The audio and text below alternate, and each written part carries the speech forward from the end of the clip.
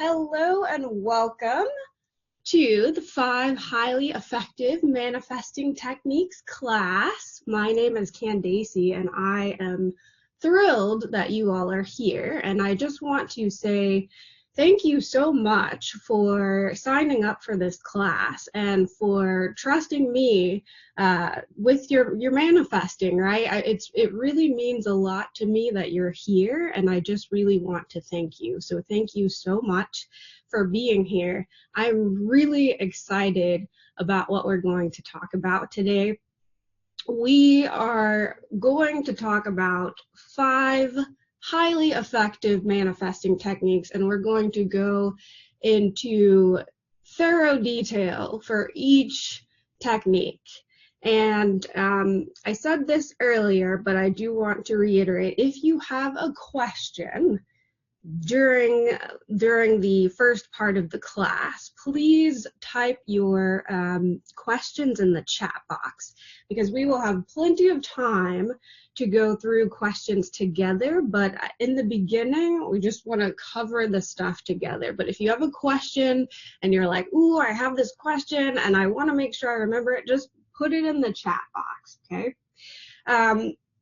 So let's just dive right in. Today, with this class, the purpose of this class is really to simplify manifesting. For those of you who know me, I'm all about keeping things simple as possible. And as you know, pretty much all of the techniques that we are going to talk about today are based on Neville Goddard's work. And a frequent thing that people say is, oh, but it's complicated, or I can't understand what Neville is talking about, or I don't really get what he means. So the purpose of this class is to really simplify manifesting and to simplify these techniques, because these techniques are golden. They're golden. And so the overall purpose is to simplify this process. Also, though, I want to share with you some different hacks. I call them hacks or keys or tips that have been helpful for me and my clients, because sometimes it's helpful to hear what has worked for other people and different ways to kind of tweak these exercises so that they're even more effective. The other thing I want you all to get from this class today is clarity about what you want, but also clarity about these different techniques as well, right? I want you to really feel like you understand how to use these techniques right away.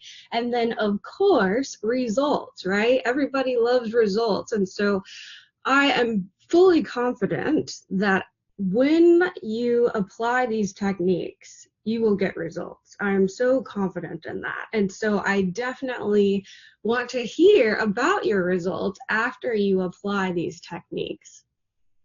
So today, what we're going to cover, before we jump into the 5 techniques, we're going to talk about the true cause, because it's so important to know what the actual cause of your manifestations are. And so we're going to talk about that first, and then we're going to dive right in to these 5 techniques. So the 5 techniques that we're going to talk about today are imagining a scene.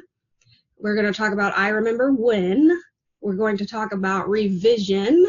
We're going to talk about the daily manifestation list. And then we're going to talk about something called lullaby with a twist. And so if you don't know what these are, don't worry. We're going to go in thorough detail about all of these. But I wanted you to know right away exactly what we're going to talk about. And then, of course, the QA at the end. So, Neville Goddard once said, "All is yours. Do not go seeking for that which you are. Appropriate it, claim it, and assume it." And I love this quote because it's a great reminder that everything that you want is already yours. It's already yours. And what we're doing with these techniques is just really moving into the feeling that they're already yours. That's really what these techniques are all about. These techniques are designed to help you appropriate it, right, and claim it and assume it. That is the purpose of these techniques. But first, let's talk about the true cause, right? So the true cause of all of our manifestations is the feeling that we already have it or that we are already it. That is the true cause.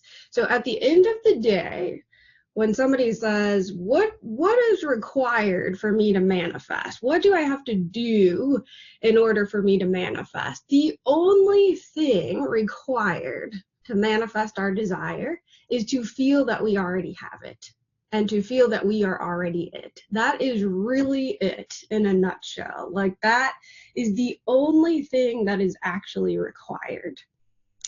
And the truth is, the techniques are optional. All of these techniques that we talk about today, these are optional. They're not required. They're not required. They are optional. But the techniques help us, right? They help us move into this feeling that we already have it and that we are already it. So the techniques are designed to help us move into the state, right? Move into the feeling of already having it and already being it. But they are not required. The techniques are not required. And I stress this because I, of course, always want you to know what the true cause is. It's so important to know that. But also, if you think about your life, if you think about everything you've manifested in your life, whether it was intentional or not, just every single thing, everything that you've manifested, most of the things that you've manifested, you did not use a technique, right? You didn't use a technique to manifest those things. And I think it's really helpful to just kind of notice that, because it's like, oh yeah, that's true. Like, I didn't use like a particular technique, right? I just kind of showed up, you know? And that's because manifesting is really kind of automatic. It's an automatic thing.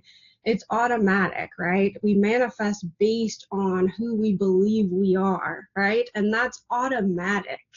And so I really want to stress that, because manifesting is simple. It really is simple, and it is automatic.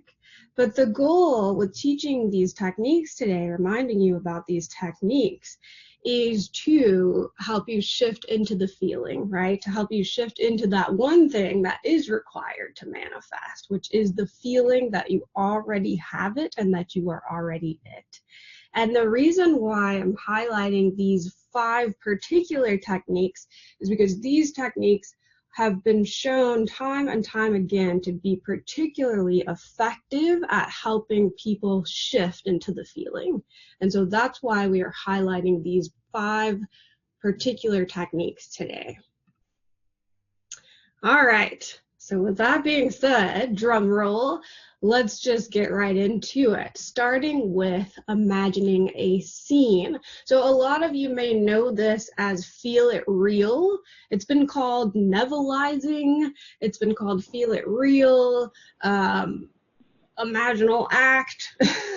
It's been called many things. But I do like to get back to the core and the source.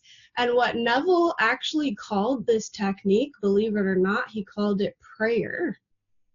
And a lot of people don't know that, but I do think it's interesting. He didn't call it Feel It Real. He didn't call it Nevilleizing. He called it prayer. Isn't that interesting? And so prayer is what most of us today know as Feel It Real or Nevilleizing or things like that. But let's talk through what this is. And there are a lot of different components to this, and we're going to go through all of it together in detail. But first, I wanted you to hear Neville's exact words of what this technique is. There are 3 steps to this technique. The first step is to define your objective, so to know what you want. To know definitely what you want, to be laser clear about what you want. That is the first step in this process. The second step is then to construct an event which you believe you would encounter following the fulfillment of your desire. So once your desire is fulfilled, what is an event that would take place after that? And then the third step is to get into a condition similar to sleep, and then actually imagine that event, right? And imagine that you are actually in that scene performing the action here and now. So these are Neville's exact words. And remember, he calls this prayer. These are his exact words and the 3 steps on how to do this. So let's go through the steps together, okay? So step 1, know what you want. And this step, sometimes we kind of overlook this step a little bit, but this step is actually really important. What do you truly want? You know, and not just like what do you think you can have, or what do you think you know, is acceptable by society's standards, or you know, what do you think is enough, you know what I mean? But really, like, what do you truly want? Like, what does your heart want? And you know when it's something that your heart wants, because there's this there's almost a feeling associated with it. Just when it comes up immediately, it's just like, I really want that, right? I really, really want that. That's what you truly, truly want. The things that almost make you feel expansive, and they make you feel you know, almost uplifted.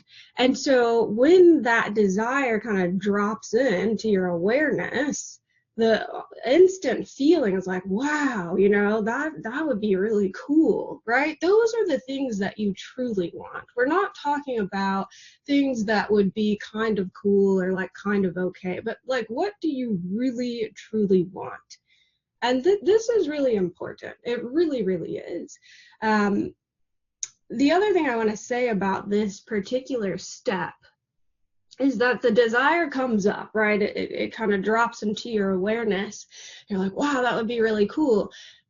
At that moment, the ideal is that we would accept it, right? We would accept that desire right then and there. But sometimes what happens is we start to say, well, I don't know if that could really happen, or I'm not really sure if that would be possible even, or, you know, I don't know, because maybe, you know, that would make other people in my life upset, right? And so we start to like talk ourselves out of it. And so what I'm saying is rewind back to the first moment that you get the desire, where it's like, wow, that would be really cool, right? That moment, that is what you truly want. That thing there. The other thing I want to say about this step is that basic desires are important. We are looking for basic desires. And what I mean by that is a basic desire is what you truly, truly want. It's the core of what you are trying to experience. The secondary desire is how the basic desire manifests. So the secondary desire is how the basic desire comes to fruition. And that is actually not of our concern at all. The secondary desire has nothing to do with us, right? It's not something that we're responsible for figuring out. The basic desire is what we are really looking at. We're looking at what is it that I truly want. And so I want to give you an example of this so that it's more concrete. So let's say that your basic desire is to get a home, right? So you one day all of a sudden you're just like, oh, I would really like a home. I would really like a new home, right? And so that's the basic desire, is the home. The secondary desire is the money that you think may be required to purchase that home, right? So the basic desire is the home itself, and the secondary desire is the money, the cost of the home, right? And so what we are doing is honing in on the basic desire, not the secondary desire. And so this is really, really important. Another way to talk about this, another example, is say your basic desire is to be happily married. Well, the secondary desire, let's say right now you're single, but your basic desire is to be happily married. The secondary desire is maybe receiving a text message from someone that you like, or another secondary desire is, a date, like manifesting a date. Those are all secondary desires. The basic desire is that you want to be happily married.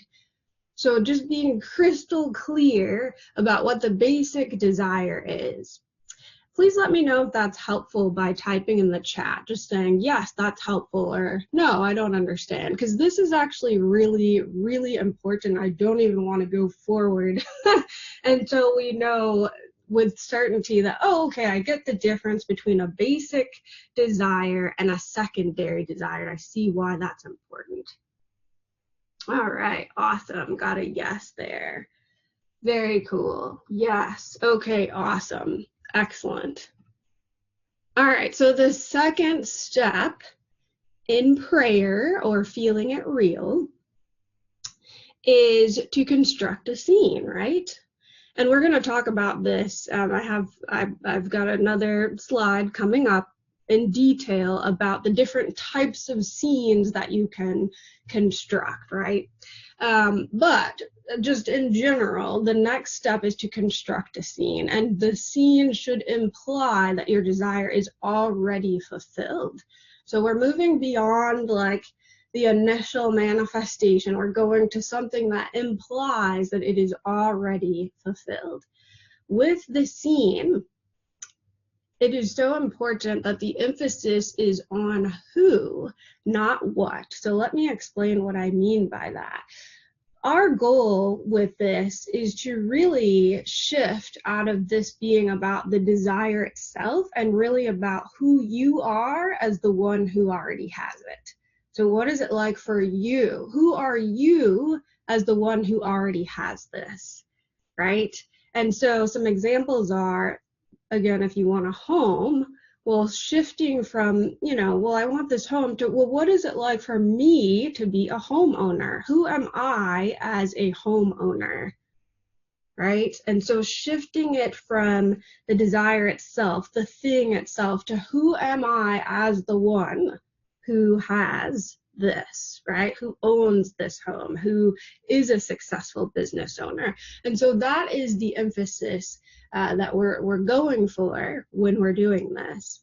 Here are some questions that I think are really, really helpful as well. And I separated them into two categories. So there's some level 1 questions and then level 2. And what you'll notice is at level 1, these questions kind of just get you into it a little bit, right? They're kind of like, just kind of exploring around. But level 2 is where you really start to bring in some feeling and some movement. So level 1, some questions are, well, what am I seeing in this scene, right? What am I seeing? And what am I saying? How am I acting, right? So those are level 1 questions. What am I seeing? What am I saying? How am I acting? These are kind of level 1 exploratory questions for your scene. But level 2 questions are, how am I feeling now that I am a homeowner, right? What is it like now that I'm a homeowner? How do I see the world now that I'm a homeowner? Who notices that I'm a homeowner? And what do they say to me? So now that I am a homeowner, what do my friends say to me, right? So these are level 2 questions, really taking it to the next level with these questions here. So now let's really look at this even further. So there are different types of scenes that we can come up with. And the two main types that you'll notice in Neville's lectures and things like that are, there's a congratulatory conversation And then there are just scenes where you're just there, just you alone, right? So you alone, where you're entering the scene, and then there are these congratulatory conversations. These are the two types of variations on the scenes that you'll notice. And so with a congratulatory conversation, this is a really powerful way to imply that your desire is fulfilled, because what you're doing is you're bringing in someone else, right? You're bringing in someone and they are confirming your change, right? They're confirming that you have now moved into the state. You have literally manifested this, right? And they're confirming that. And so you're imagining someone congratulating you and saying, wow, I love your new home. It's beautiful. Congratulations, right? So you are imagining someone else confirming your change. And that implies that your desire has been fulfilled. I see that somebody sent me a message, and I have to let you know that I literally cannot see it unless it's in the group chat. So if you have a message, type it in the group chat for me, please. So with the congratulatory conversation, what is it like, right? What does it feel like to have someone congratulating you, someone you love, right? The reason why this method is so effective is because we all kind of know what it's like to have somebody that we love congratulate us. We all have had that experience at least once in our lives. At least once we've been congratulated or complimented by someone. And so this is such an effective way because it's something that we know what it's like. And the other reason this is effective is because it feels very real when you take someone that you know, a close friend or family member, and you can really kind of fill in the details of what they would say, right? You know their mannerisms, you know the tone in their voice, you know exactly what they would say. And that is what makes this so powerful, because we know what it's like, right? We know what this is like. And so we're taking that experience and we're bringing it in to confirm that our desire is fulfilled. So that is a congratulatory conversation. Sometimes though, people say, you know what, I don't like congratulatory conversations, right? I don't like them. I don't want it. I don't like them. And so there's another way to do this. And that is where you enter the scene yourself, right? So you alone enter the scene. And this is equally as powerful to shift you into the feeling, right? And so when you do this, you see the bike there. And so Dean, I know you can't see the slides, but what I have shown here is someone on the bike in first person point of view, right? And so you enter the scene from the first person point of view and you just notice, right? And so we can use this bike as an example. Well, what is it like for my hands to be on the bike, touching the bike handles? You know, what is it like for the wind to be on, to be blowing in my face as I'm in the bike lane riding the bike? What is it like for the wind to be blowing in my face, right? And so that is another way, is to really enter the scene and to be in it fully, right? To really experience this scene. Now, what I want to say here, though, is that with this method, do not get tripped up on how detailed the scene needs to be, because sometimes people say, well, if I think too much about the different senses or bring in too many senses, I start to get distracted, right? It distracts me. And so, of course, just bring in just enough, right? Just enough to move you into the feeling that it is yours. And so I want to actually talk about this even more, though, to really make sure that it's clear. Because with this particular scene right here with the bike, right now, if you are just, imagining that you're touching the handles of the bike and, feeling the wind on your face, that still doesn't really imply that this bike is yours, does it?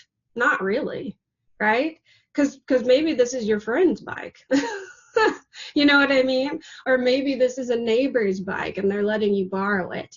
And this comes up quite a bit. Sometimes people use this method with counting money, right? So they're counting money and they're feeling the texture of the money as they're counting it, and they're touching the money, right? And they're even smelling it. But then guess what they manifest? They're counting someone else's money. Right? It doesn't imply that it's yours. And so it's really important to imply that this is yours, that the bike is yours, that the money is yours. And the way to do that is to feel in the moment, well, what is it like for me for this to be my bike, right? So while you are touching the bike handles, what is it like for this to be my bike, right? And that is really important. What is it like for this to be my money, right? Kind of looking at the world and you're counting the money, but what is it like for me to look at the world having this money that is mine, right? And so you really want to make sure that it implies that it is yours when you're using this method. Because certainly you may manifest a bike ride, right? But it may not be your bike. And so you want to bring in, what is it like for this to be my bike as I'm touching the handles and all of this? How am I experiencing the world as this is being my bike, right? And so you really want to bring that in. Okay, awesome. So the third step is then to imagine this in a state that's akin to sleep. And all that is the state right before falling asleep. It's between waking and sleep, and that is when our mind is most fertile. And so we want to imagine this when we are in that state. And we can call it drowsiness, right? We can call it that. And that's great, but you still want to be able to sustain your attention. So drowsy, but able to still actually imagine the scene, right? You don't want to fully fall asleep. And so some ways to help with this is that sometimes if you sit up, that can be helpful. So you just close your eyes, but you're sitting up, or you can lie down and hold your hand kind of up a little bit. Elevate your hand so that you don't fall all the way asleep. So those can be helpful. And then the most important part of all of this is that you imagine this scene, whether it's a congratulatory conversation or just a scene where you're there alone experiencing your wish. Imagine this until you feel a sense of relief or deep satisfaction. And when you feel that sense of relief or deep satisfaction, it is done. It is done. And that is really what this is all about. So relief or deep satisfaction of, yes, this is mine. I am the one that has this. It has been fulfilled. It is done. So as I promised, I'm going to share with you some additional tips and things like that I've noticed using this method. So the first tip I have is to loop the scene. So repeat the scene in your mind. Repeat it in your mind over and over again until you fall asleep, right? Or repeat it over and over again until you feel that relief or satisfaction. Because sometimes people say, well, I'll just imagine it, just one time, but I don't really get to that point of where I feel relief or satisfaction. You definitely want to feel a sense of relief or satisfaction. And so you just loop it, right? The cool thing about looping it too is that when you loop the scene, And the scene should be short, by the way. It should be really short. It doesn't have to be this long, drawn out kind of thing. But when you loop it, what happens is it kind of lingers in your mind. It lingers like a catchy song. And that's really cool. It's really cool when you get to that point where it's kind of lingering, right? And so I do recommend looping the scene, looping it over and over again. And so that is definitely helpful. The other point, I know I've said this before, and I'm probably going to say it many more times, is that this is really about you. The purpose of the scene is for us to feel ourselves into the state. It's actually not really about the scene itself. It's really not about the scene. It's more about who am I as the one who already has my fulfilled desire. And so that is really what this is really about. What is it like to experience the world from my state, right? So making it about you. Of course, making this present tense. So really experiencing this here and now, not as something that will happen, but as something that has already manifested and that you have and are now, right? And then simplicity is key, really keeping this simple and not overthinking it, because it can be easy to kind of overthink this and really feel like, oh, you know, I really need this scene to be very elaborate and all of that. And it really doesn't need to be elaborate. It's really just, do I feel that I have it now? You know, and so that's really the key. I wanted to share with you an example from my own life for each of these techniques. So I'm going to share with you a time when I imagined a scene, just to make this feel more real, right? So this was a few years ago. My friend here in Hawaii was getting married, and she was going to have an engagement party on a boat. So she was going to do a sunset cruise engagement party. And here in Hawaii, they have many different cruise lines and all of that have these really cool cruises and stuff. And so, of course, I was excited about it, and I was like, oh, this is great, you know. And so I went to buy my tickets for the cruise, and I did wait a little too late, and went to buy the tickets, and they were sold out. And I was like, oh, okay, tickets are sold out. Got it.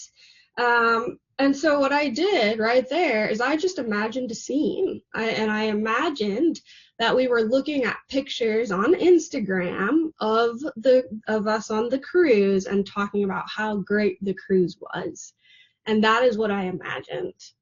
I imagined that we had a wonderful time, and we were looking at pictures on Instagram and just reflecting on how fun and great the cruise was. And that's what I did. And I just imagined it, and I just let it go after that. And what I mean by let it go is I didn't keep reimagining it. You know, it was like, okay, it's done.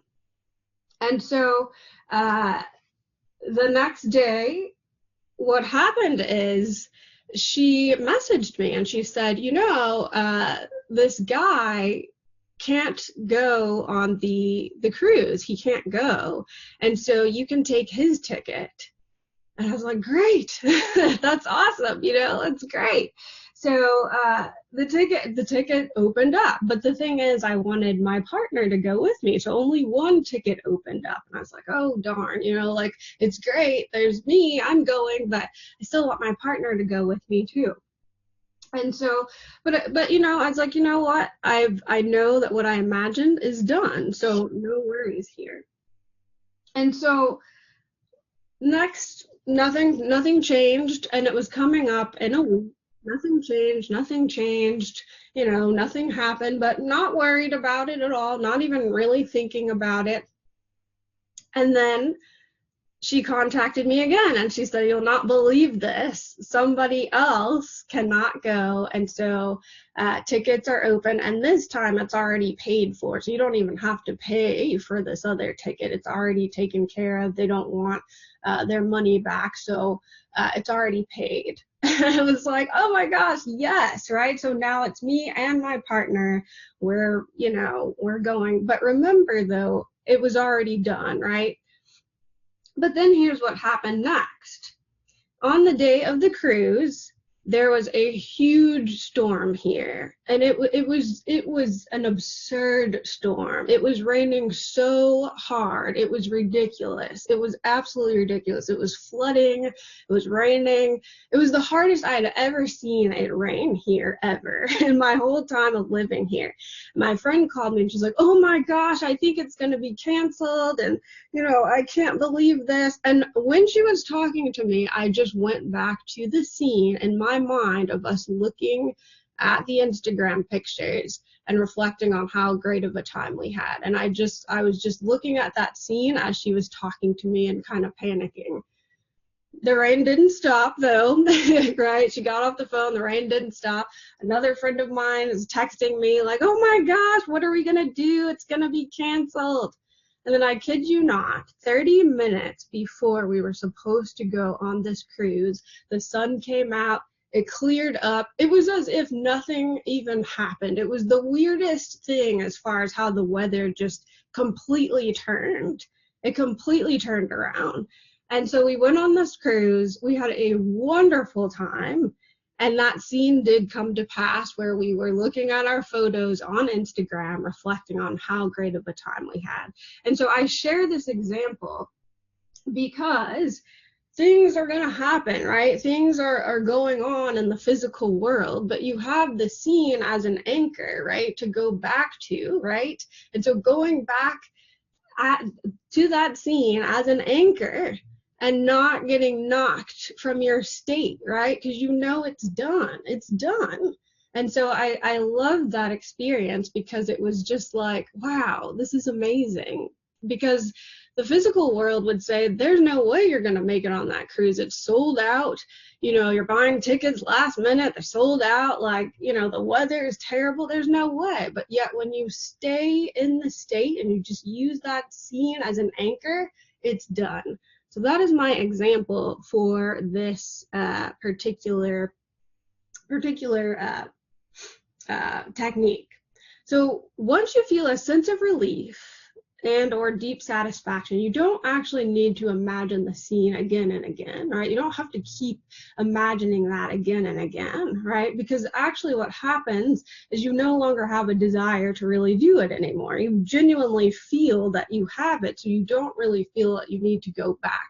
But if you do notice that maybe something happened, you can always go back to the scene as an anchor, right? To get you right back into the state.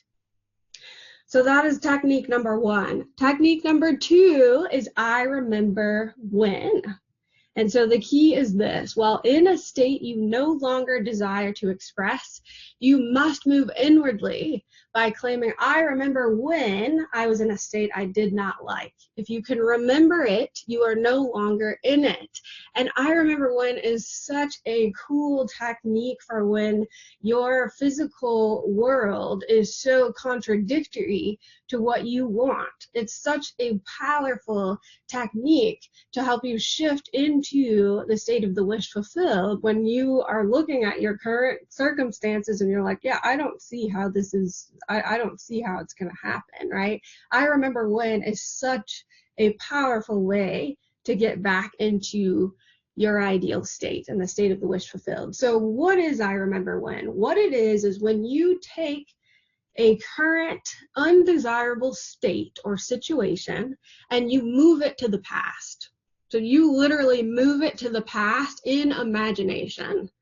So something that you currently are experiencing right now in your physical circumstances, your physical world, you're experiencing that. You are taking this and moving it to the past, and you do that using I remember when.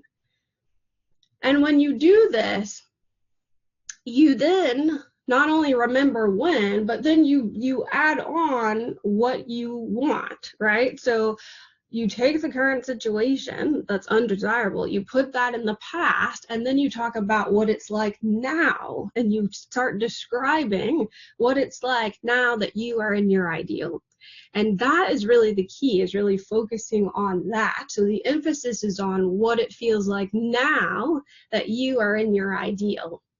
And so with this technique, there is a way to use this constructively, but also destructively. And so we definitely want to use it constructively. So let's look at some examples here, right? It always helps when there are clear examples. So in the first person, some examples. I remember when I used to suffer through winter, but now I live in Hawaii, right? And so what we're doing, and this is something you would say to yourself when you are suffering through winter. So when I was living in Texas, suffering through winter, believe it or not, Texas has winter too.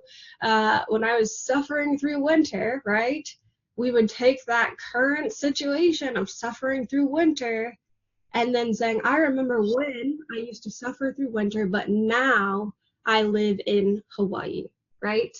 But now I live in Hawaii. And so you're really taking the current situation and you're shifting that to the past. And then you're describing what it's like now that you are the one you want to be, or that you have what you want, right? Another one, I remember when I used to dislike looking at pictures of myself, but now I really love what I see. And this one came up for me when I was losing weight. I did not like looking at pictures of myself. I did not like it at all. I hated looking at pictures of myself. And so in that moment, when you see a picture of yourself and you're like, oh my gosh, right? Instead of going down the spiral of negative thoughts, you bring in, I remember when. So I remember when I used to dislike looking at pictures of myself, but now I really love what I see, right? And so that is the way to use I remember when effectively. The cool thing about I remember when is you can use it in the first person, you can use it in second person, and you can use it in third person, right? And it's a great way to imagine for other people as well. And so you know, in second person, I remember when you used to be unemployed, but now you're happily employed and highly compensated, right? You're really soaking in the feeling of the second part of the statement, but now you're happily employed and highly compensated. And so you're really soaking in what it's like now. And so,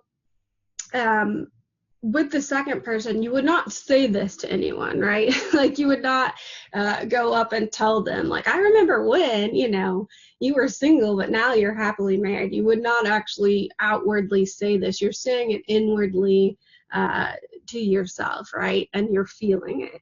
And you can also do this in third person as well.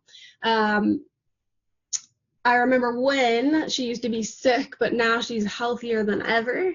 I remember when she used to take the bus, but now she has an awesome car, right? And so you can use this in first person, second person, or third person. It all is effective. And yeah, it's something that's really a neat way to kind of not react to your current circumstances. And I promised I would share examples from my own life, right, for each of these. So Evelyn's saying she can't hear me. Can anyone else not hear me? Please let me know in the chat if you can't hear. Okay, so let's see. Thank you guys.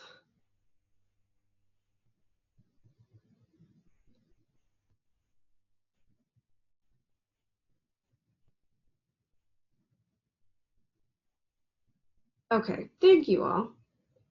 All right, so an example of I remember when, a very concrete and real example. So the last time I was an employee, a full-time employee,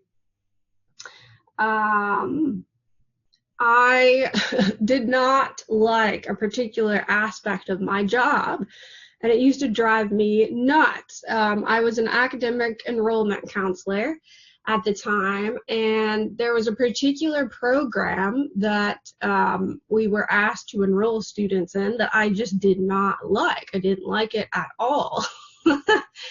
And so instead of like letting that trigger me every 5 seconds, right, I was like, oh, I can use the tools. I can use the tools, right?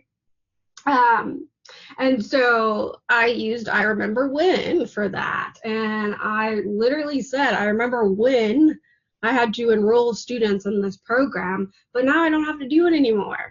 And that was the way I used it. I was like, I don't have to do it anymore. And I really soaked in the feeling of relief.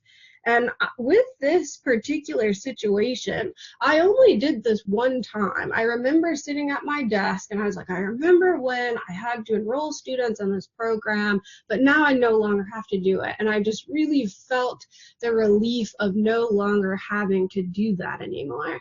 And the next day, my boss came in and she made an announcement and she said, hey guys, with this particular program, you guys don't have to worry about it anymore. We've got 2 designated people that are going to take care of it, so you don't have to worry. And that was amazing because I was like, oh my gosh, this worked like right away, And so I remember when is such a wonderful, wonderful tool to use. Especially, when your current environment is just like not what you want, it's definitely a really, really effective tool. So next we're going to move right along into revision. And the quote that I love for revision is, we never accept as true and as final anything unless it conforms to the ideal we desire to embody within our world. So we don't accept things as true and as final unless it conforms to the ideal we desire to embody. And this is a perfect way to describe revision. So revision is when we replace a past event with our preferred outcome. So maybe something happened in the past that we really did not enjoy, or it wasn't our ideal, right? And then, so what we can do, instead of accepting that as final and saying, oh, well, the past is the past and there's nothing I can do about that. Well, actually, we can do something about that. We can revise it, which is so cool. And so we can take something that has already happened and we can rewrite it by imagining our preferred outcome. And this is incredible. It is such an incredible tool to use because our past is not final. It's not set in stone. It's not. And I know that sometimes revision kind of feels like a sci-fi movie, right? Because it's like, really? I can like change the past? Really? But it's like, yes, you can change the past and you can see the effects of that. You can see the effects, and it's so cool. And so when revising, I highly recommend to replace the undesirable thing with what you would have been doing instead. So for example, if you got into an argument with your spouse, right? You got into an argument with them. And you want to revise the argument. You're like, I really want to revise that. Didn't like how that went down. I want to revise that. Instead of like revising the actual argument itself, like going in and like changing the words and stuff like that, I actually recommend just looking at, well, what would I have been doing instead? So if we weren't arguing, what would me and my spouse have been doing instead? What would we have been doing, right? And then you imagine that. So you imagine what you would have been doing, right? That way you're not trying to get into the nitty-gritty details of the argument, right? And you're not trying to like piece it apart and like change it and shift it and all of that. That way you're not getting stuck on that, but instead you're saying, well, what would I have been doing instead? If we weren't arguing, well, would we have been cuddling, you know, or would we have been out on a date, or what would we have been doing instead? And so you imagine what you would have been doing instead. And that is just, it's amazing.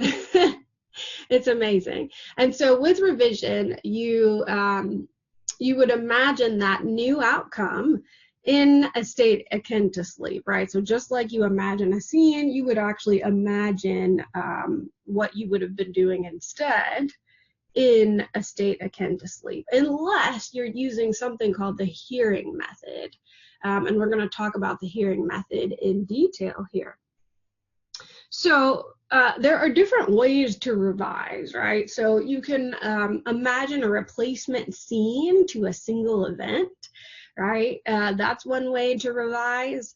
You can revise in real time using the hearing method, and we're going to talk about that. And then you can actually revise a letter or an email, right? So you receive a letter that is not your ideal, you can revise that, right, as well by rewriting it. And so there are different ways to revise. So let's talk about them. So with the hearing method, this method is amazing because it works, it's best to do in the moment, and it's just such an incredible, it's an incredible tool, and it's a great way to imagine for other people, right? It's just such a wonderful way to imagine for other people. And this technique was actually shared by one of Neville's students. So one of his students actually came up with this technique, and she, you know, shared it with him and said, you know, when people call me and they tell me bad news, I just on the spot just hear them say something else. And so she came up with this thing called the hearing method, or the telephone technique. And so what this is if somebody contacts you with less than ideal news, you would immediately revise the news. You immediately revise it, immediately. And you hear what implies that they're now in their ideal, right? So if somebody calls you and says, oh, I just lost my job, I got fired, or I got laid off, right? You would immediately revise that. And you would hear them say, I love my job, you know, I love what I do, I get paid wonderfully, right? So you would just hear them say their ideal, even if it's so far off from what they just told you. It doesn't matter, right? You literally hear them telling you that they're now in their ideal. And this works best in the moment. And the reason why is because their voice is still very fresh in your mind. It's still so fresh in your head, right? Like you just heard them say something. So you take that same voice, right? The same mannerisms and everything, and you hear them tell you their ideal, right? And when you do this, you're not, you don't need to see anything, right? You're just hearing it. You're just hearing them tell you. And you're hearing them tell you this until you feel that it is actually true, that it's real, right? And so you're really hearing it until it feels legit, like it feels real, it feels true. So another way to revise is with letters and emails and bills even, right? So let's say you get a letter or an email that's just not ideal. It's just not what you wanted to hear, you know, or read. What you can do is you can revise that. And you can do this two ways. You can actually write it out, like literally write it out, or you can just see it in your mind's eye, right? So you can literally write out what you would have preferred the letter to say or the email to say. You can literally write this out, or you can see it in your mind's eye. I actually had a client with email. She would write out the email. So she would type up an email. If she received an email that was less than ideal, she would type it up, right, and send it to herself, right, and then read that email as it was revised. And that was her way of feeling that it was true. And she manifested some really cool things by doing that. So whatever it is that makes it feel true to you, real and true to you, is really wonderful. And so writing is a great method for this, right? It's just rewriting the letters or the emails, rewriting them to say what you would have wanted them to say. And you can also do this with bills, right? So you get a bill, and maybe you owe a lot. Maybe the balance that you owe is a lot, and you're like, oh my gosh, this is just not my ideal, right? So then you can imagine that the balance is zero, that it's paid, or that it says paid at the top, right? And so you can imagine that. And so these are ways to revise that really do work. They're very effective in getting you into that feeling that it's true, that it's done. Let me see here. All right, so some tips for revision is that you don't have to find the initial event. So sometimes what happens is people want to find like the very first time something happened, especially if they're wanting to like stop patterns, right? They're trying to discontinue patterns in their life. So they try to find the first time it happened. The truth is, a lot of times we don't even know what that first time was. You know what I mean? We don't really know exactly what it was. And so you don't have to find the initial event. It's okay if you don't know what that was. You can just take anything along the way, right, and revise that. And I'm going to share a very concrete example with you in a moment here. But you don't have to find the initial event. You're just revising anything that would imply a different outcome. Some key questions to ask is, who am I now that I've experienced the preferred outcome, and how do I feel now that things are exactly the way I want them to be, right? So those are some key questions that can be helpful to ask when you're kind of constructing your scene for revision. And then revision, this is my personal opinion, revision is most fun at night. Now the hearing technique, that's just awesome to do in the moment because you still have the person's voice fresh in your mind. But revision, where you're imagining a scene, right, that is most fun to do at night. And doing that right before bed is something I highly recommend, because you're actually most likely going to dream about it. And so I told you I'd share some concrete examples. This one is actually really personal, but what I did is I revised my childhood. And I wanted to, I'm like, okay, so if I can revise anything and the past is not set in stone, then can I revise my childhood? Well, yes, of course you can, right? So what I decided to do was to imagine a scene that implied that we grew up wealthy, that me and my family grew up wealthy. And some of you who know me very closely, you know that I've played with this a lot, but I'm going to talk about the very first time that I did this, the very first time I revised my childhood.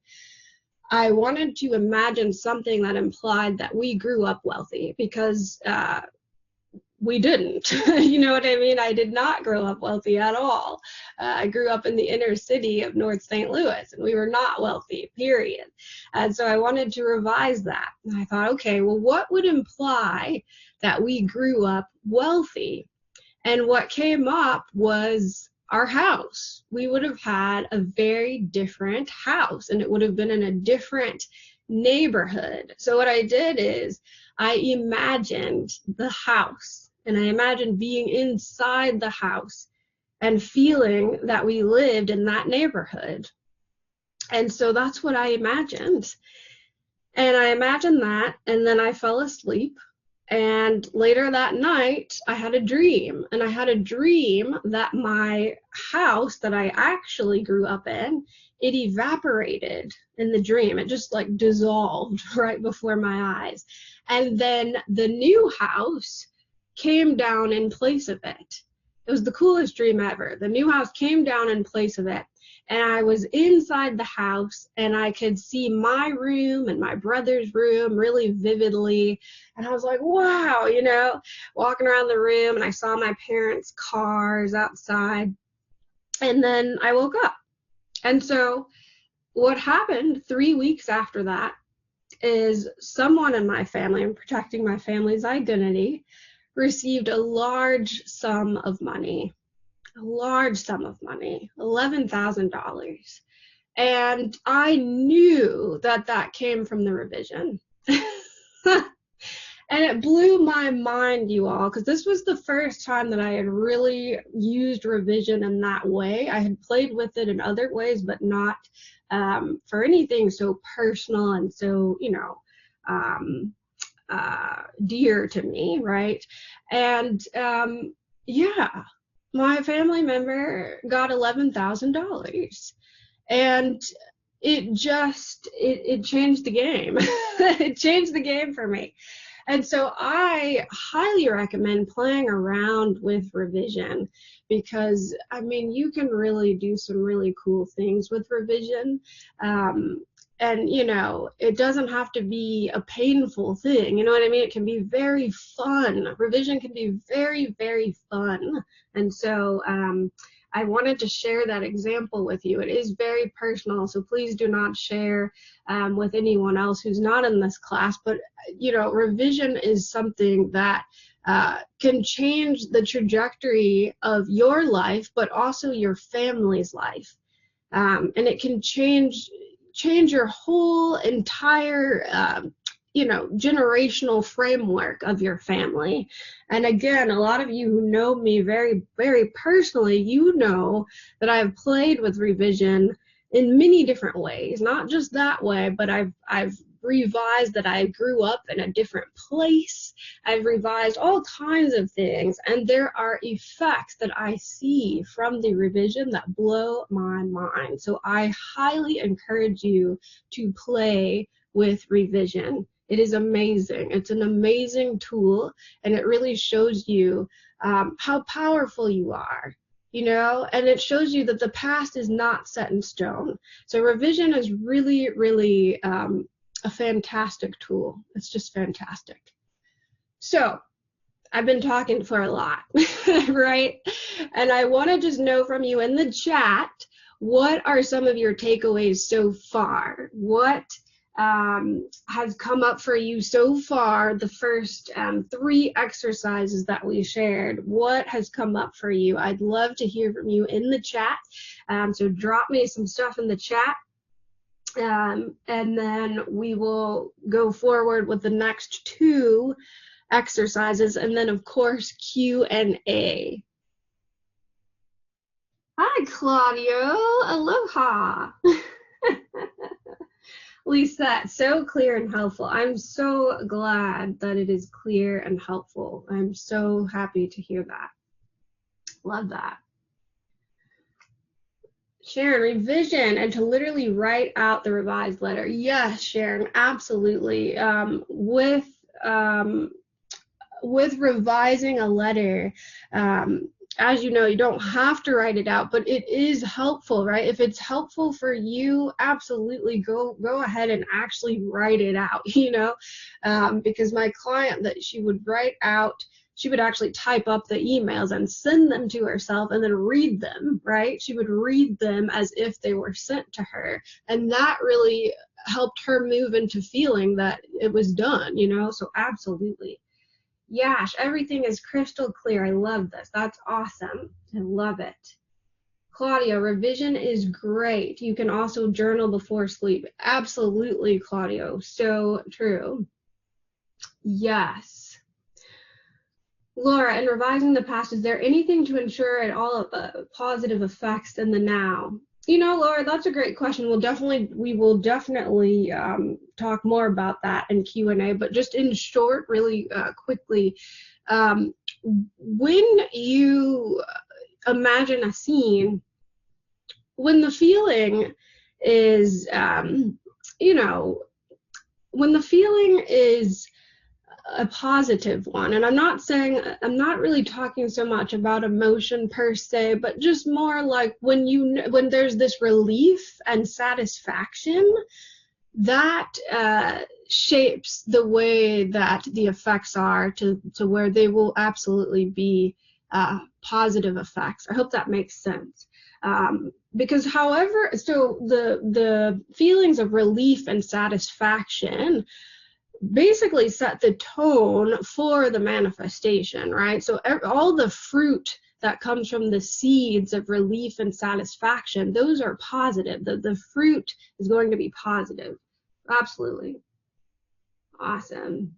Elisa, very clear. And even if I knew these tools already, your explanation add more clarity and effectiveness. Awesome.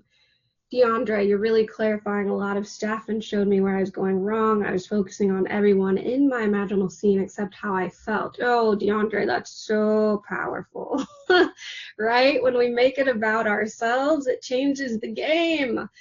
It changes the game because we are really experiencing the world from our perspective, right? And so that is where the movement occurs, is what is it like for me to experience the world now that I am, you know, a homeowner, now that I am happily married, or whatever it is. Yes, making it about you. I love it. Thank you all so much for sharing your comments, and I'm so glad this is helpful. Okay, so let's look at our last two exercises. And one thing I want to say is with these two, these are my modifications. So the first three were pure Neville Goddard techniques, like pure Neville, unaltered by me in any way, right? So pure Neville for the first three. The last two, these are modifications that I have made based on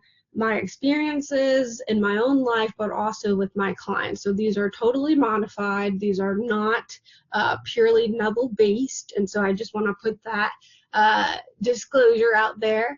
But they are highly effective, which is why they are included in this class. So let's get to it. The daily manifestation list. So this list is an amazing way to strengthen your faith. And what I mean by strengthen your faith is when you start to have successes every day, what's going to happen is you really know without a doubt that imagination creates reality. Like without a doubt, it's like, okay, yeah, this really, yeah, for real, right? So when you have successes every single day, it really does strengthen your faith because you start to move into this space where you know without a doubt that what you imagine creates reality. With the daily manifestations list, and of course I'm going to explain this list in a minute, but I'm just telling you why the list is helpful. It keeps manifesting fun. So as you can probably tell, I like to have fun. And I think that manifesting is really about having fun. Yes, it definitely you know, all these tools can be used to resolve problems, and, you know, very significant problems. I've shared with on my YouTube video how I've overcame some anxiety related to dogs and things like that, right? So there are some real like problems that manifesting and using these tools help with, right? But the daily manifestation list is really about having fun and having fun every single day, right? And so that's what this is really about, is bringing fun into this so that on a daily basis we are having fun in life. We are experiencing the richness and the joy in life. And then of course, again, yielding daily results. I have to tell you guys, I really like daily results. I like results. I like daily results. And so for me, it's like, okay, let's get these daily results. Let's do it. And so that is why this list is in this class. So what is the list? What are you talking about, Candace? You keep talking about a list. What is it? So in the morning, what you would do is write out what manifested today in the past tense. And so you wake up in the morning, you have a list, and I'm actually going to send the list to you. I'm going to send you a sheet so you can see what I'm talking about. I'll send it to you when I send you the recording. And you wake up in the morning, you get your list out, and you say, wow, today was a great day. Here are all the things that manifested today. And you write them out in the past tense as though they already happened. And that is the list. And you write these things out. You do it. I recommend 10 things. You write out 10 things that manifested today before the day actually occurs, right? So in the morning, first thing in the morning, you write it out. And you write it in the past tense. And so an example is, I received a pleasant gift today. I have plenty more examples on the list that I'm going to send you, but received a pleasant gift, received an amazing hug, received an unexpected amount of money, received an awesome ticket to a concert, right? Whatever you can think of. Saw rainbows all day long, whatever it is, right? But in the past tense, right? So it already happened. And when you do this, of course, we know now that writing is not what's important. It's not about the writing. It's about how you feel when you write each thing, right? And it should feel as though it already happened and you have them now. So it's like, oh, okay, that really did happen today. It really did, And so it's kind of like journaling, right? When you journal at night, you're like, okay, today this happened and this, but you're doing it in the morning. So you're doing it in the morning. So that's the hack on it. And then the other thing that I want to emphasize here is what this list is really about is about looking at who you are as the one who has daily successes. Who are you as the person who has daily manifesting successes every single day? What is it like for you to be that person where daily wins are your norm? That's what this is really about, because you're starting to redefine your concept of self as, yeah, I'm the one who gets daily wins every single day. I get successes every single day. That's who I am, right? And so really, as you're doing this, really kind of soaking in what that is like. All right, so some tips on that. Write out at least 10 things. So 10 things, it's like, why 10? What's that all about? Well, 10 allows for a wide variety of things.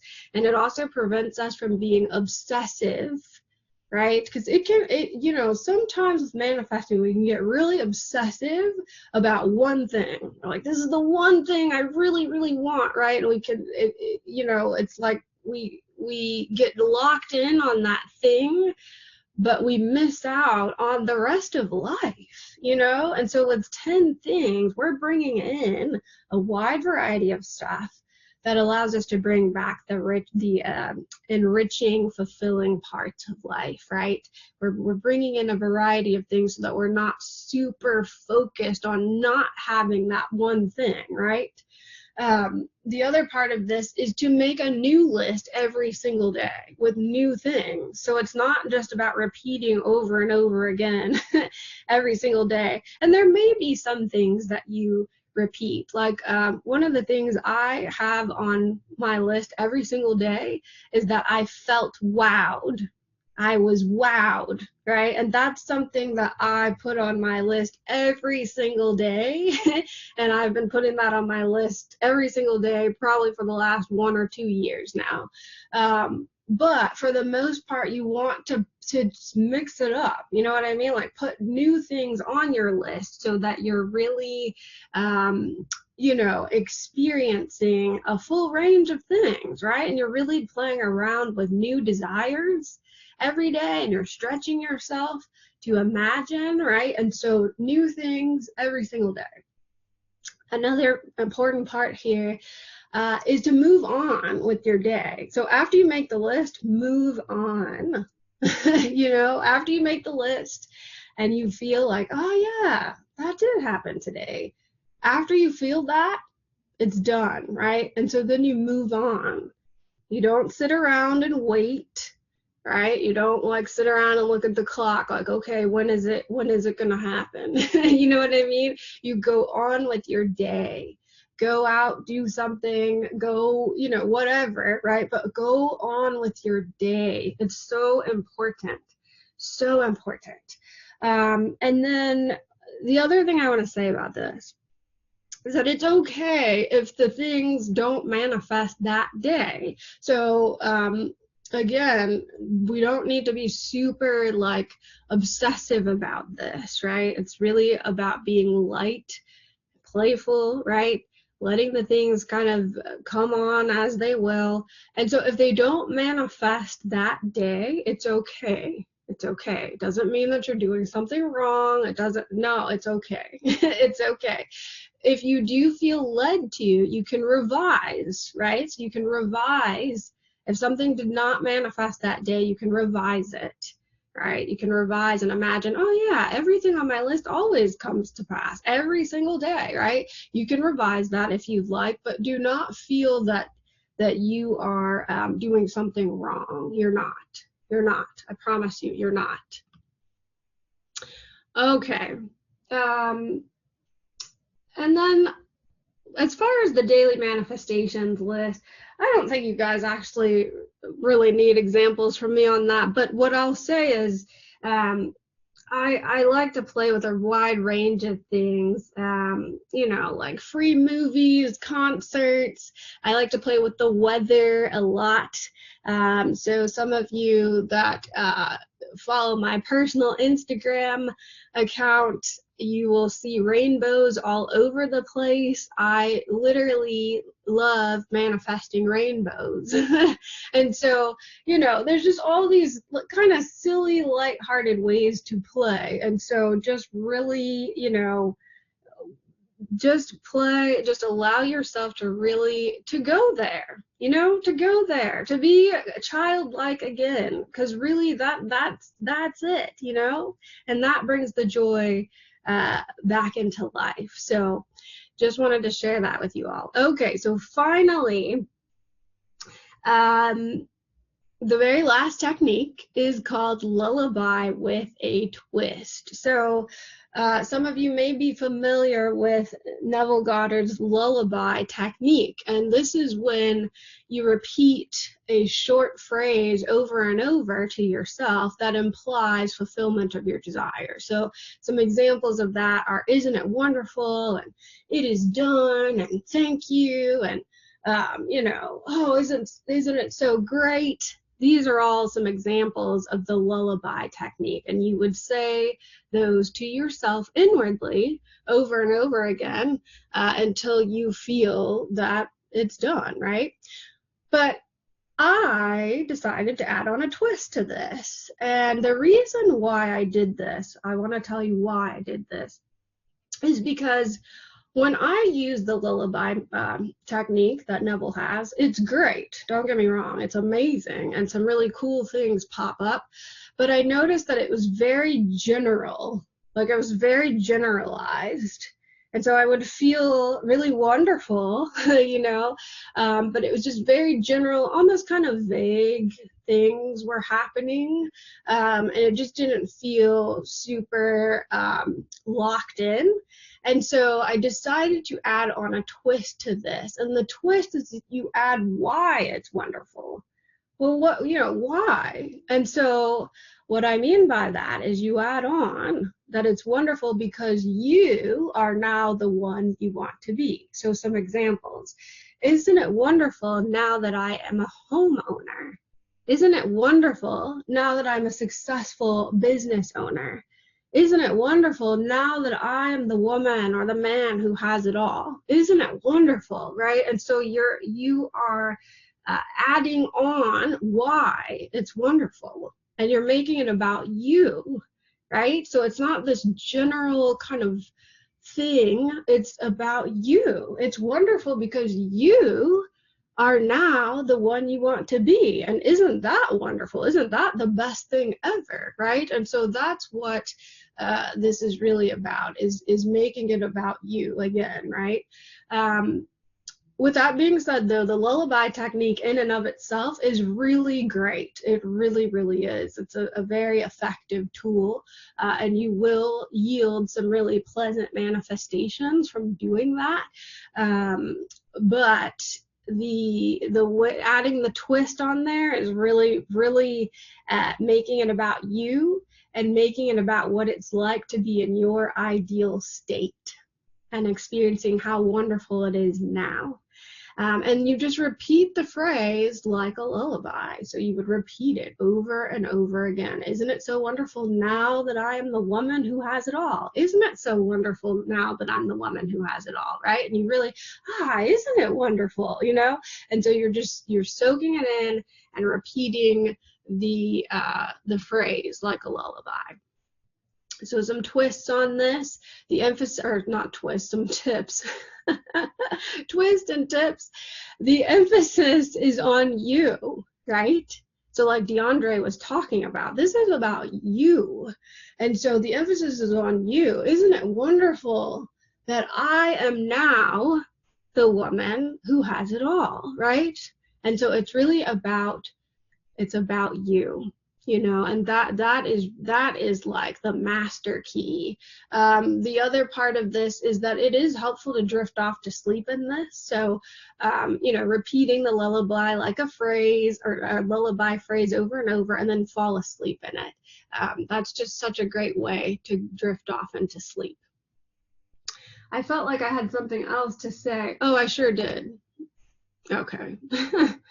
One other part about the lullaby is that, again, it's about you, right? It's about, well, what is it like for me to be this person, right? Well, it's wonderful, right? But what I wanted to say too is that it's so helpful to have a clearly defined state that you are embodying. So Neville, he talks about the state of the wish fulfilled. Well, to me, that's kind of general, and I think it's helpful to further define what that state is. Well, what is that, right?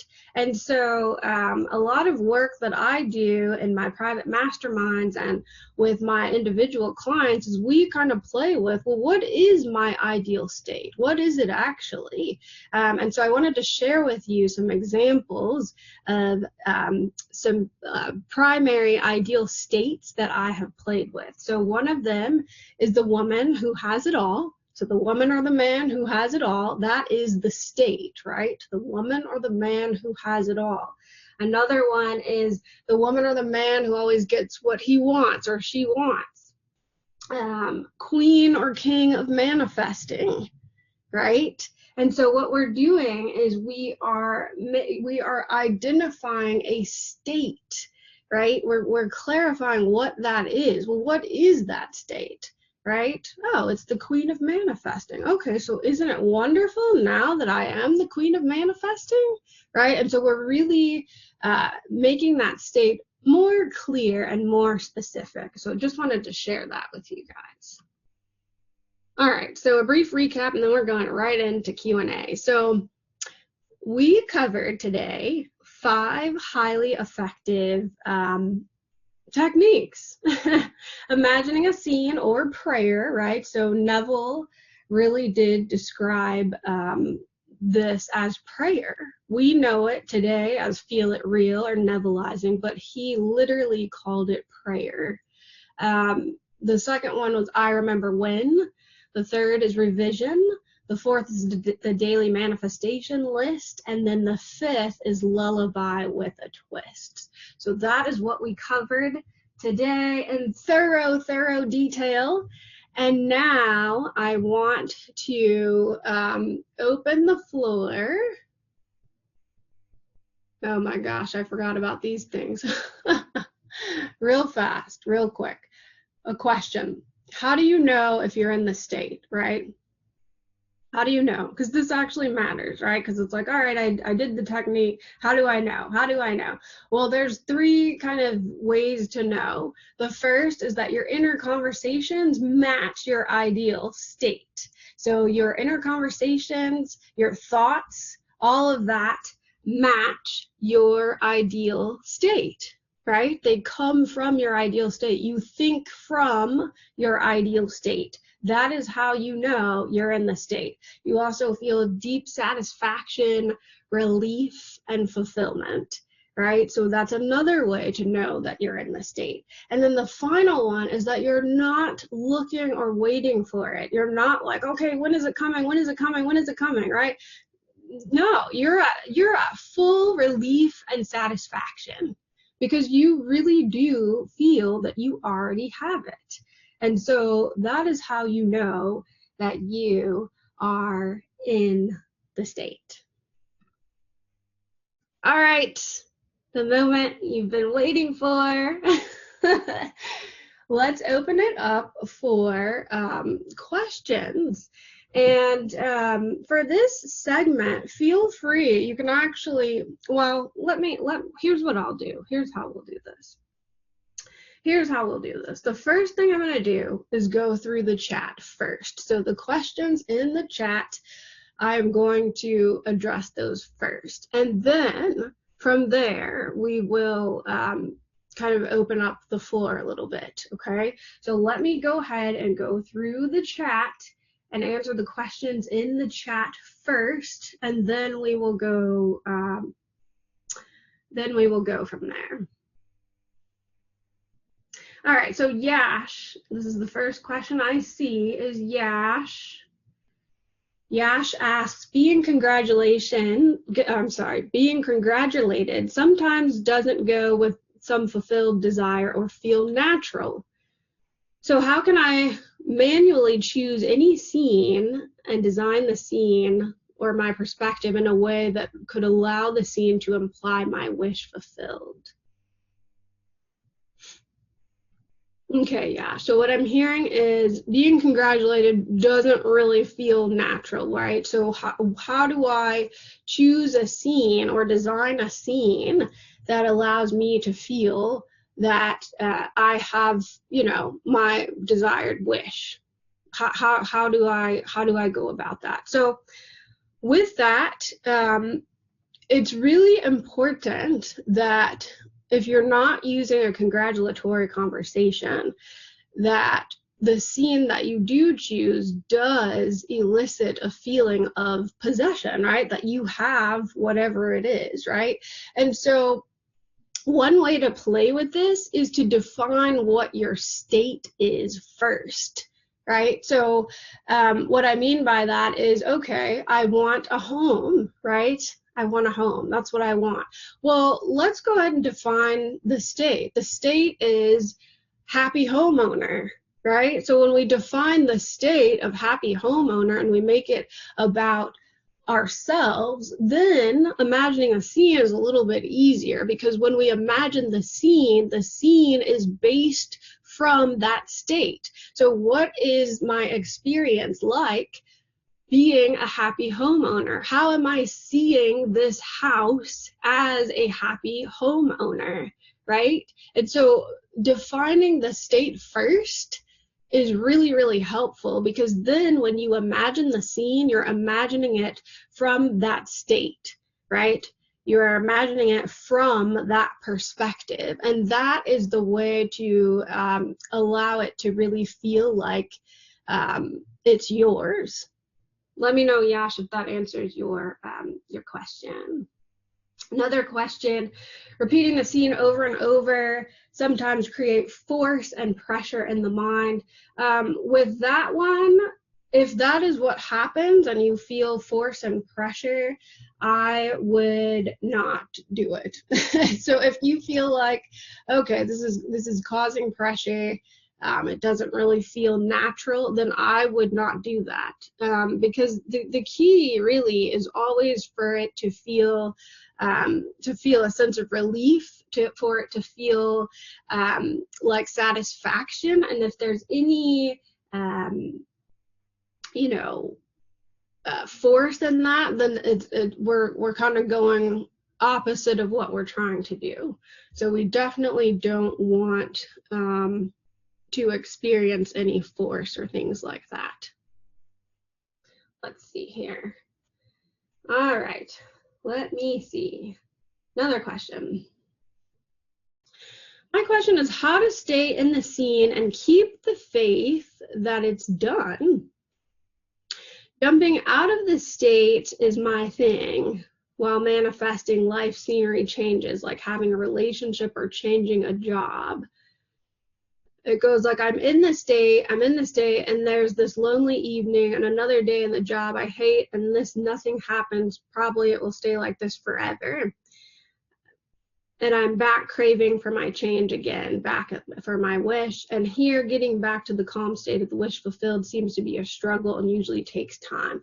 Yeah, so what I hear from that question, just to kind of summarize it so that everybody can really understand, what I hear is that what happens when I get knocked out of my state? Like, what do I do? What if I get knocked out of the state and I no longer feel that sense of relief and satisfaction? What do I do? Well, if that is the case, I would recommend using I Remember When. I Remember When is such a great tool. The moment you feel knocked from your state, you can use I Remember When. And you can even use I Remember When for being knocked from the state, right? So it's like, I remember when I used to get knocked out of my state all the time, but now I'm locked in, right? So you can even use I Remember When for the manifesting techniques. I remember when I kind of struggled to create a scene or imagine a scene or for it to feel true and real, but now this comes easy for me. It's so easy for me to use these techniques, right? So you can do that little hack there. Thanks for the question. Let's see. Let me see here. Laura's question, we answered that. Okay, how to make peace between the daily list and not caring when something will happen. Great question. So with the daily list, it really is a light-hearted exercise. It is like a super light-hearted exercise. And it's not so much about these particular things on the list have to happen today. You know what I mean? It's really not about that. What it really is about is, who are you as the person who has daily successes? Who are you as the one who literally has successes every single day? Every day, all these things just popping up for you. Manifestation after manifestation after manifestation. Who are you as the person who experiences that? That is what that's really about. It's not so much like, okay, I'm going to put this thing on the list and make it happen today. It's really not about that. It's really about, who am I as the woman or the man who gets successes every single day? What is it like for these manifestations to happen every day and for that to be my normal? That's what this is really like. So hope that answers your question there. Sharon, are we imagining a scene for each item on the list? Good question. You don't have to imagine a scene for each item on the list. You can if you want to, but you certainly don't have to. What I like to do, though, is to just feel like, right? Like to feel thankful for it, and to really soak in the feelings of thankfulness because, this did happen today and it was amazing, and so soaking in that feeling. But you can imagine a scene if you'd like, absolutely. Let's see. So I would like to be a successful business owner. I have no clue how that feels. How do I get myself into a state when I do not know how it feels like to be in that state? Yes, Pretty, that is a great question. And this is where the role of something that implies you are in the state is so helpful. So implication is helpful, right? Confirmation of the change is what's helpful. And so I personally like congratulatory conversations because for me, it just locks in that this thing happened and this is who I am now. And here are my friends and my family members telling me that, wow, look at your business. Your business has taken off. That's amazing.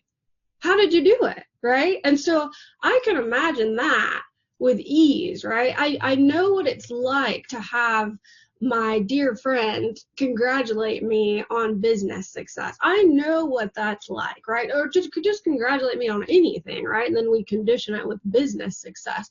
But because you know what it's like to be congratulated, you can take that experience and then you can add on whatever it is that you're manifesting. So in your situation, business success. And so having a family member or a friend congratulate you on your business success, that is a way to kind of bypass not knowing what it's like to be, a business owner. You know what I mean? Because you go beyond that. You're going to the end to where you're being congratulated on it. And so you don't have to know the specifics of even what your business is. And that's the cool thing about Neville's techniques, right? This technique of going to the end is that you don't have to know the specifics of how you got there or what you even did. All you're doing is going to the end and somebody is congratulating you, right? They're literally saying, wow, Pretty, your business is thriving. How did you do it? Right? And so you're soaking in the feeling of, what is that like? And so that is a great way if you don't know what it's like at all. You know what I mean? Another thing, because I know some of you in this class are like, I don't like congratulatory conversations, and I totally honor and respect that. So if you don't like congratulatory conversations, another way that this can be helpful, like if you don't know what it's like, is to be thankful for it, right? And so I saw that Yash mentioned the lullaby with a twist technique. That is a perfect way to use that technique because you don't have to know what it's like. You just know that it's wonderful. You know what I mean? So it's like, isn't it wonderful now that I'm a successful business owner? How wonderful it is, right? And that's all you have to know. You don't have to know any other details. And so that lullaby with a twist is a perfect way to do that when you don't know what the state is actually like. You can just condition it with being so wonderful. All right, let's see. Okay, Evelyn, I would like some ideas on how to totally hang in there when you are nearing the 11th hour. Yes, we all know what that's like, right? When you're nearing the 11th hour and the manifestation has not come yet. That is that's a fabulous question, Evelyn. So thank you so much. One of the things that I think is really helpful for that, again, is I remember when. And I know I sound like a broken record, but I remember when is such a great tool when your physical circumstances are not they're not, it's just not there, right? It has not physically manifested. I remember when is so perfect for that, because what I remember when does is it starts to detach you from looking for the manifestation, right?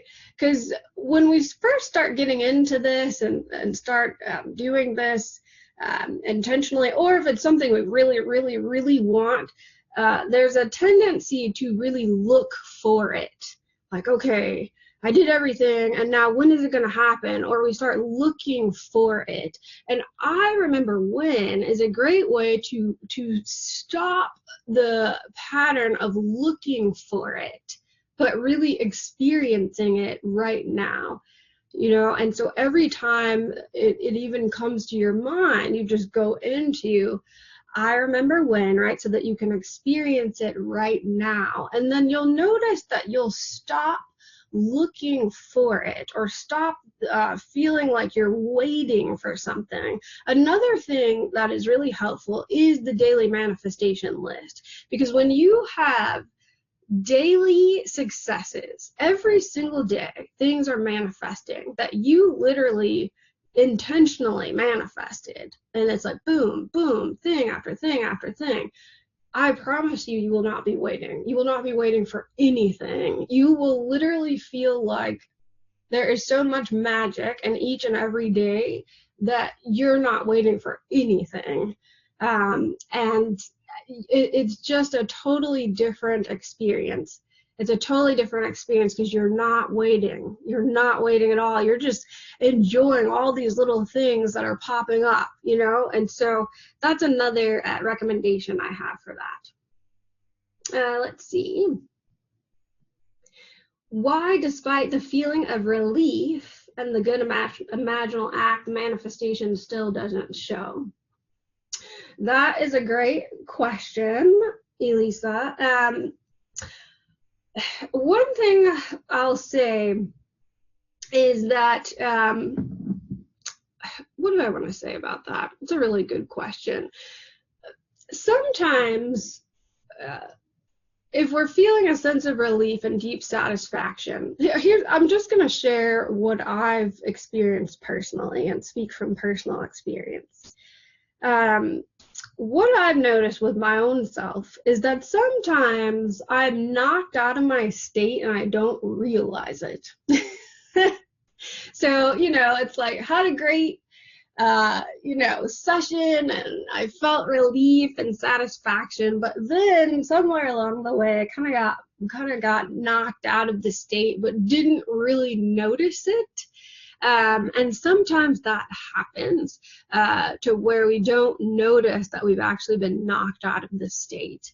And so if that is the case, where you've kind of been knocked out of the state and you don't notice it, right? You don't notice that you've been knocked out. One thing that I like to do is kind of check in with myself, and it's not like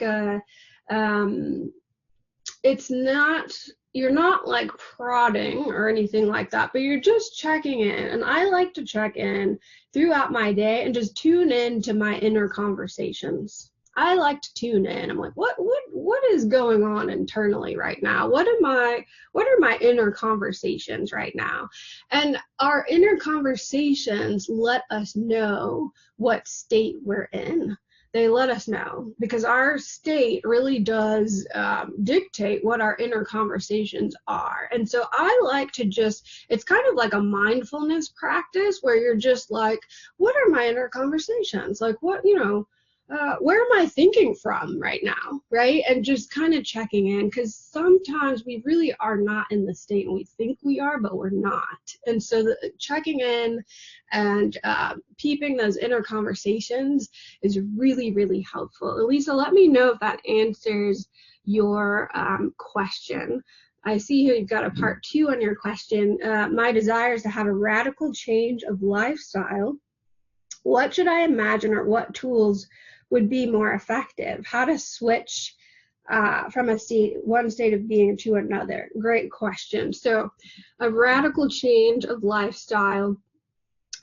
With that one, what the lullaby with a twist is great, right? So really getting very clear about what your ideal state is. So what is the ideal state that would allow you to experience all these things, right? These lifestyle, the lifestyle that you want. What is the ideal state that would allow you to experience the lifestyle that you want, right? So clearly defining what that ideal state is. And then once you've clearly defined that ideal state, then you can, imagine a scene that implies you're in that ideal state, or you could do lullaby with a twist, right? That's another way to do that. But the key there is to really get clear about what is the ideal state that would allow,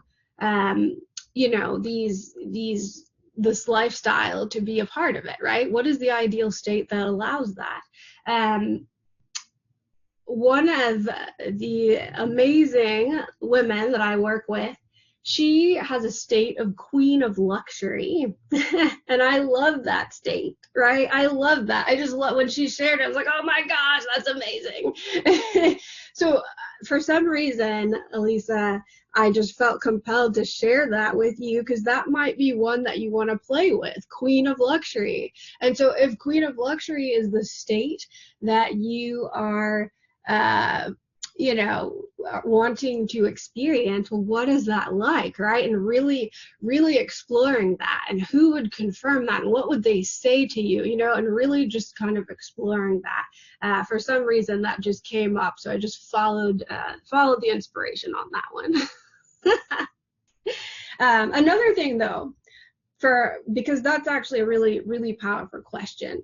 I want a radical change of lifestyle. So another thing that can be helpful sometimes is to separate some of those desires, right? To just kind of separate them a little bit too. And so instead of it feeling like this really big radical thing, it's like, okay, let's just separate these a little bit and kind of do it one at a time, right? For your scenes, and kind of do it that way. That can be helpful too. So if the queen of luxury doesn't resonate with you, or you're like, no, that's not it, you can also kind of separate them into individual desires and kind of play with them that way as well. But great questions. I love what Pretty wrote. You must slam the door. Do not be victimized by facts. That is so true, right? And, not being victimized by facts. And that's actually why I shared my very first example of my friend's engagement boat party, because the facts were a mess. They were a mess, right? The tickets were sold out. Then, we got one ticket, but then my partner didn't have a ticket. And then the boat, it was raining all day. I mean, raining very hard. And it was just like, wow, the facts are just not pointing towards this going well at all, right? But it was like, no, I see us looking at Instagram at the pictures and reminiscing about how great of a time we had. And so, yeah, slamming the door, right? Slamming the door to whatever contradicts what the facts, what is to be true. So slamming the door to anything that contradicts what you know to be true. Absolutely. I love that. Yes. Any other questions?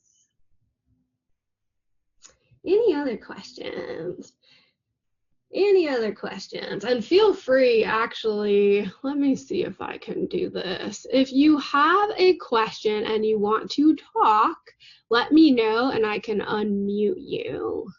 So we've got about 6 more minutes, and I'm happy to answer any additional questions or even comments if you have comments or takeaways or insights. Feel free to share. We've got 6 more minutes, and I'm happy to answer. Yes, now I'm scared to get out of the state without noticing it. I'm checking myself too much to the obsession point with too many checkouts answered. No. Yeah, so that's actually a good point. So you don't want to constantly be checking, right? It's like, okay, what are my inner conversations? What are my conversations? What are they? What are they? What are they? Just 1 or 2 checks a day. And when you're checking, it's not like I'm checking because I'm usually not in the state, right? It's more of like, what's going on internally? I just want to tune in, right? And so you're changing even kind of the way it feels to check in. So it's not a check-in of like, okay, am I in the state? What are my conversations? It's more like, I just want to check in with myself internally. I want to just go within, see what's going on, right? And it's more of like a pleasant check-in as opposed to like, oh my gosh, and so that can be helpful. Another thing too, I don't want to dismiss Neville's lullaby technique, because that technique is amazing, especially if you feel anxious. Like if all of this manifesting stuff makes you feel anxious and you're like, oh my gosh, there's so many techniques and there's all this stuff and it's overwhelming, go to the lullaby technique, the original lullaby technique, where you just repeat, isn't it wonderful, over and over again until that sensation of relief and satisfaction come over you. That technique is golden. It's golden. So if you feel like, wow, there's a lot of techniques, or man, I don't know about all this, it's a lot, I'm not sure, it's overwhelming, the original lullaby technique is amazing, because you're doing one thing. You're just going into, isn't it wonderful? And you're really allowing yourself to experience feeling how wonderful it is, and you're just allowing that feeling to really like take over your body, really. And that is such a wonderful way to still manifest some amazing things. So I just wanted to point that out. Let's see here. Difference between emotion and feeling, or feeling it's done. Sometimes people think about their desire and feel excited or amazing, but not moving. Yeah. So, yeah, that is such an important point. Feeling excited about your desire and like, oh yeah, that would be amazing. Well, even that terminology, that would be amazing, means that we're not in the state, right? Because it's not that would be amazing, it's that is amazing because I am it right now, right? So you really want to make sure that you have actually moved in consciousness to feeling that you already have it, not that it's something that is going to happen or that it's coming in the future. It's no, I have this right now. I am the woman or the man who has this right now. And that is that's a whole different experience, right? So thinking from instead of thinking of, right? We're going for thinking from it. What is it like for you to have this right now? Who are you as the person who has this now? Let's see. Let's see here. Do you do any other things like yoga or meditation to help put your mind in a certain state? Or do you recommend it? DeAndre, that's a great question. I personally do not. The one thing I do is the I Am meditation, and the I Am meditation is one of Neville's techniques where you repeat to yourself inwardly the words I am. And I do that.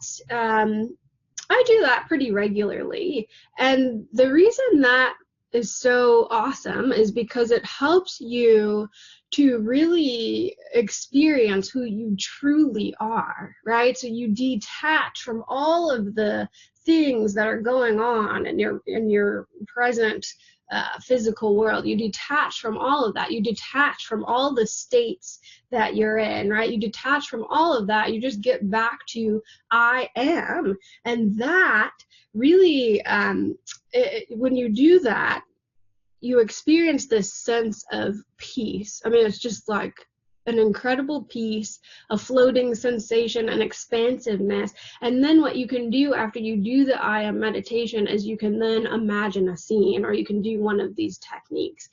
So the I am meditation is a great tool. With that being said, though, I do know some people that do yoga and things like that, and I will never admonish any of those things. Whatever works for you, because at the end of the day, it's about feeling that you already have it, right? And so, whatever it is that works for you, yeah, so absolutely. Let's see here. I'll take one more, and then we will sign off, because I respect you all's time so much. Let's see here. Lisette, what if some of your states contradict and you feel pulled by others? So some examples: loving wife, successful businesswoman, loving friend, healthy and fit. So what if the state contradicts and you feel pulled by others? Yeah, that's a great question, Lisette. So one thing I like to do with that is I will kind of get a little bit broader and get to the broader state. So if my kind of less dominant states are kind of contradicting each other a little bit, what I'll do is I'll kind of go out to a more broader state that is able to really more fully encompass all of those things. And so really kind of going out a little bit to where it's a broader state that will be able to accommodate all of those things. So maybe it's like Queen of Manifesting, or maybe it's like the Woman Who Has It All. That one was one of my favorite states for such a long time, because it really was able to include all of those things, right? Even if they were seemingly contradictory, well, if I'm the woman who has it all of those things are included, right? It's all included, and it's all harmonious. So that's one way to really play with that. Let me know, Lisette, does that answer your question? And then for the rest of you, what I'm going to do, I'm going to screenshot for myself the questions that I did not get to, and I will email you answers. I'll email everyone the answers to those questions, right? So when I send out the recording, I will directly answer the last few questions that I see here that I didn't really get a chance to get to. So with that being said, I want to thank you all so much for being here. Thank you so much, and I cannot wait to hear from you. So please let me know, what you're manifesting, because I'm telling you that these things work. You work, right? They work because you work and because of who you are. And so thank you so much. Happy manifesting, and I will definitely send you the recording very soon. Aloha.